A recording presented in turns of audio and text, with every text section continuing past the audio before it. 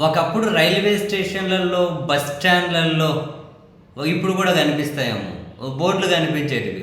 దొంగలున్నారు జాగ్రత్త అని. కానీ ప్రస్తుతం సమాజానికి అవసరమైంది అటువంటి దొంగలున్నారు జాగ్రత్త, పిక్ పాకెటర్స్ ఉన్నారు జాగ్రత్త అనే బోర్డులు కాదేమో. ఇప్పుడు మొత్తం ఆంధ్రప్రదేశ్‌కి అవసరమైన బోర్డులు ఏమో తెలుసా? పత్రికలు, టీవీ ఛానళ్ళు ఉన్నాయి జాగ్రత్త. వీళ్ళు మిమ్మల్ని మోసం చేస్తారు. మిమ్మల్ని వీళ్ళు ఏమంటారు, హిప్నటిజం లాంటివి చేస్తారు కదా, ఆ హిప్నటిజం లాంటివి చేస్తారు. మిమ్మల్ని పిచ్చోళ్ళని చేస్తారు, తప్పుడు కథనాలు రాస్తారు, వాళ్ళ అవసరాల కోసం మీ బతుకులతో ఆడుకుంటారు. ఇది పిక్ పాకెటర్లు దొంగతనాలు చేసి దాంతో పోలిస్తే ఎన్ నంబర్ ఆఫ్ టైమ్స్ ఎక్కువ. ఇది లిటరలీ క్రైమ్. ఇది లిటరలీ క్రైమ్. లక్షల కోట్ల మందిని మోసం చేసే విధంగా వార్తలు రాయడం, కథనాలు ప్రసారం చేయడం. అందుకని సమాజంలో ఎక్కడికక్కడ ఈ బోర్డులు పెట్టాలేమో. ప్రతిరోజు మీకు పత్రికలుగా మీ ఇంటి ముందుకు వచ్చే పత్రికలు, మీరు మీ ఇంట్లో ప్రసారం అయ్యే టీవీ ఛానల్, దాంట్లో వచ్చే వార్తలు జాగ్రత్త. గజ దొంగలకు మించిన దొంగలు మిమ్మల్ని మోసం చేసి వార్తలు ప్రసారం చేస్తారు అని. ఇట్లాంటివి చాలా సందర్భాలు ఉన్నాయి. కావాలి అంటే మీకు అనుమానం ఉంటే తాజాగా కూడా చూడండి. ఈ విద్యుత్ ఛార్జీల పెంపు తగ్గుదల అనే దాని మీద ఒక చర్చ జరుగుతుంది కదా. విద్యుత్ ఛార్జీలు 923 కోట్లు ప్రజలకు రిటర్న్ ఇచ్చేయాలి అని చెప్పి విద్యుత్ నియంత్రణ మండలి ఏఆర్సీ చెప్పింది కదా. అయితే విషయం ఏంటి, 2024లో చంద్రబాబు నాయుడు గారి ప్రభుత్వం అధికారంలోకి వచ్చిన తర్వాత 15,485 కోట్లు ట్రూఅప్ ఛార్జీల పేరిట అదనంగా వసూలు చేసుకుంటామని చెప్పి ఈ డిస్కమ్లో వీళ్ళు ఈఆర్సీని పర్మిషన్ అడిగారు. అవునా? 2024లో చంద్రబాబు ప్రభుత్వం అధికారంలోకి వచ్చిన తర్వాత 15,485 కోట్లు అదనంగా జనం నుంచి వసూలు చేసుకుంటామని. అయితే ఈఆర్సీ ఏం చెప్పింది, యూనిట్కు 5.27 పైసలకు కొనుగోలుకు ఓకే చేస్తే డిస్కమ్లు ఏం చేశాయి, ₹5.84 నుంచి ₹5.89 కొన్నారు. అవునా?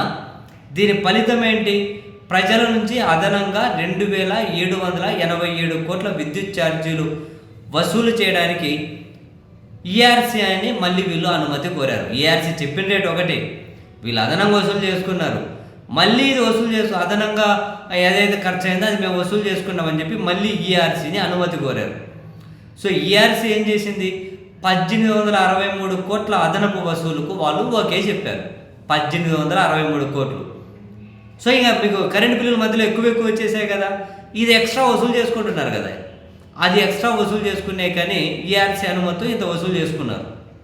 కానీ ఇక్కడ ఏం చేశారు ప్రభుత్వం, ఈ డిస్కమ్లు ఈఆర్సీ చెప్పిన 1,863 కోట్లు కాకుండా 2,787 కోట్లు 2,787 కోట్లు జనాల నుంచి ముక్కు కాదు తోలు తీసి వసూలు చేశారు.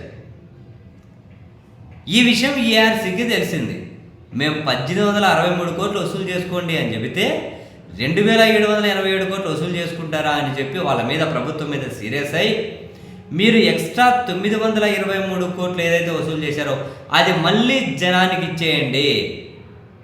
నెక్స్ట్ వాళ్ళకి బిల్లు వచ్చేటప్పుడు ప్రతి యూనిట్ మీద మీరు ఇప్పటికీ ఎక్స్ట్రా వసూలు చేసేశారు కదా, ఆ వసూలు చేసిండేది ప్రతి యూనిట్ మీద వాళ్ళ నుంచి వసూలు చేశారు కదా, మళ్ళీ వాళ్ళకి ఇచ్చేయాలంటే యూనిట్ మీద ఇంత తగ్గించండి అని చెప్పి ఈఆర్సీ మొట్టికాయలు వేసింది.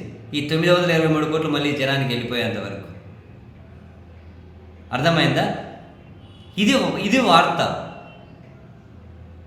దీన్ని చంద్రబాబు నాయుడు గారు రాజగురు పత్రిక రాసుకుంటూ ఏమొచ్చింది తెలుసా, విద్యుత్ రంగంలో తొలిసారి ట్రూ డౌన్, ప్రజలకు తగ్గనున్న 1,000 కోట్ల భారం. తగ్గడమేందిరా, దరిద్రం ఆల్రెడీ వసూలు చేసిండ్రా బాబు జనం దగ్గర నుంచి. అది తెలుసుకొని ఏఆర్సీ మళ్ళీ జనం డబ్బు ఇవ్వమన్నారు. ఎంత చూడు, ఇట్లాంటి వాళ్ళని నమ్మితే ఏమైపోవాలి సమాజం. వారాంత పలుకుల పత్రిక ఏం రాసింది, సమర్థత అనుభవం ఫలితమే ఛార్జీల తగ్గింపు అని చంద్రబాబు గారి బొమ్మ పెట్టి. సమర్థత అనుభవమా?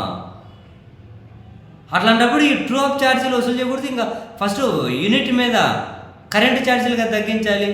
జనాలు ఒళ్ళు ఓనం చేసుకొని వాళ్ళ దగ్గర కరెంటు బిల్లులు వసూలు చేసేసి ఏపీఆర్సీ చెప్పిన దానికన్నా ఎక్కువ వసూలు చేసి ఆ విషయం వాళ్ళకి తెలిసి వాళ్ళు 4 అక్షింతలు వేసి మీరు వసూలు చేసిన జనానికి ఇచ్చేయండి అంటే ఎవడో దొంగ మీ ఇంటికి వచ్చాడు, వచ్చి మొత్తం దోచేశాడు.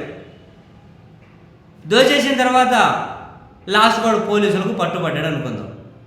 అరే దొంగ, అంత దోచేసావు వాళ్ళ దగ్గర, నీకు అడ్డు అదుపు లేకుండా దోచేసావు, నువ్వు దోచిన దాంట్లో కొంచెం ఇవ్వరా వాళ్ళకు అన్నాడు అనుకో. అయ్యా నేను దోచిన దాంట్లో 1,00,000 దోస్తే 50,000 వాడేసా, 50,000 మాత్రం ఉంది, ఆ 50,000 వాళ్ళకి తిరిగి ఇచ్చేస్తాను అని అంటే అప్పుడు వీళ్ళు ఏమైనా హెడ్డింగ్లు పెడతారు? దొంగ ఔదార్యం, దొంగతనం చేసిన సొమ్ము తిరిగి ఇచ్చేస్తున్న దొంగ అని చెప్పి రాస్తారా? దొంగల్లో మానవత్వం పరిమళించింది అని రాస్తారా? ఏం రాస్తారా బాబు మీరు? ఏం రాస్తారు? అసలు జరిగినదేంది? వీళ్ళు రాస్తున్న కథనాలేంది? దొంగలు ఉన్నారు జాగ్రత్త కాదు, పత్రికలు టీవీ ఛానళ్ళు ఉన్నాయి జాగ్రత్త, మిమ్మల్ని మీ భవిష్యత్తును మీ జీవితాలను నాశనం చేసేస్తారు జాగ్రత్త.